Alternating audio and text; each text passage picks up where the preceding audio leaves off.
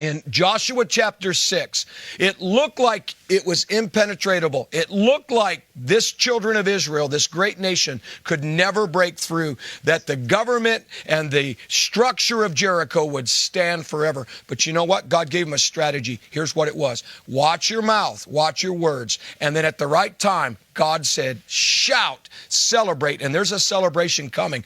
Lastly, all of this that happened with Jericho is what's signaling happening right now with all of these that's falling. We're going to celebrate as a nation. Why? Because just like with Jericho, this stuff is coming down to liberate a people. And I tell you, I can't wait for the future, because the future is bright.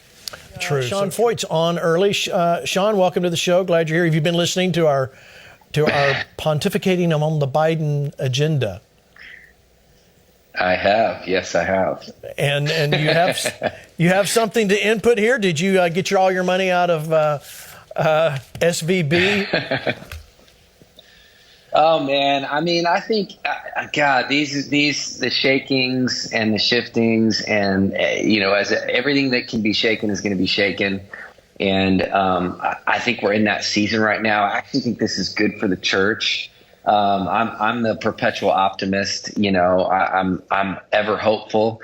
And again, I was just in the U.S. Capital in Washington, D.C. on Thursday with 7 members of Congress. We were worshiping and praying and playing cellos and violins and guitars and singing, and the sound of worship was echoing through the rotunda.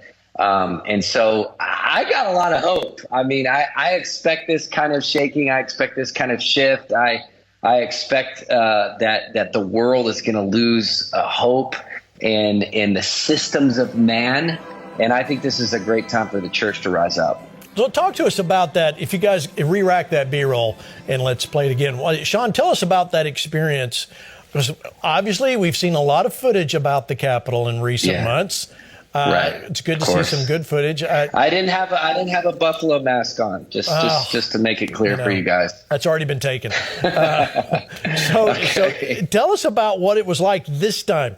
I know you've been there before. What was it like this time going back in the Capitol? Yeah, it definitely is. I mean, with this regime change, there is a shift in the atmosphere, and I mean, it is apparent to anybody that walks in there. I mean, this place was locked down. I don't know if you guys remember the visuals, but they had fences around the whole perimeter of the Capitol for a long, long time. The National Guard was in front of it. Pelosi actually frosted the windows from the inside looking out, so you couldn't even see the mall and all the beautiful, the beautiful, epic views that you get from the Capitol. Well, now since McCarthy's been in, there's just an openness in the spirit. I mean, what you're seeing right now, guys, America, people, this does not happen. Like, members of Congress laying prostrate on their knees, crying out to God for revival in the rotunda of the U.S. Capitol, the ceremonial epicenter of democracy and freedom for the world. I mean, this was historic. And you know what? I got a lot of faith and hope. I believe this is just the beginning. This is a new normal.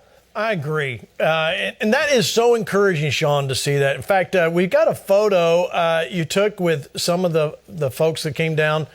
We show that. Tell us who's in this photo. I can't see it really good from here. Oh, I mean, this is the squad. These are 7 brave members of Congress that were willing to rumble. And, I can't name every name. I mean, Lauren Boebert is in there. She's the one that kind of was the fired up one that helped make this happen. You got Michael Cloud in Texas. You got Doug LaMalfa in California 1. You got Tracy Mann in Kansas. You got, I forget his name, in Tennessee. You got a guy there from Oklahoma. You got another guy there from Alabama. And I'm telling you, next time we do this, I think you're going to even see more. Yeah, I agree. And ladies and gentlemen, this is so encouraging. We spent some time talking about the banking collapse, but seeing this goes right back to what I was saying. I don't know if you heard Sean talking about the Welsh revival. In the midst of disaster, God poured out. Mm-hmm. And I love your kingdom tour. You're going through the capitals all the way through, America. Tell people what you're doing so they can kind of follow you. Yeah, so I mean that was a really prophetic moment for us. For me personally, obviously it's a bucket list to sing and worship in a place like that. But it was the kickoff, really, last weekend. It was the kickoff to what's taking place starting this Friday, which is called the Kingdom of the Capital Tour, and we're partnering. Let Us Worship is partnering with USA Faith. We're so excited. And we are bringing revival to all 50 U.S. state capitals. We're going to all 50 starting this Friday. It is a very ambitious, wild journey that God's called us to. We cannot do it by ourselves. We need all of you guys to join us. And this Friday, we'll be in Baton Rouge, Louisiana. Then we're going to go to Jackson, Mississippi. And then we're going to go to Montgomery, Alabama. So we're hitting the first 3 states this weekend. And if you want to find out more, you can go to Kingdom to the Capital. That's capital with an O.com. And we're releasing new states almost every week now. And we're just pumped. Like post-Roe, in the post-Roe era, it's time to take the fight for freedom, the fight for faith to the capital steps of every state. That's awesome. Awesome. All right, kingdomtothecapital.com.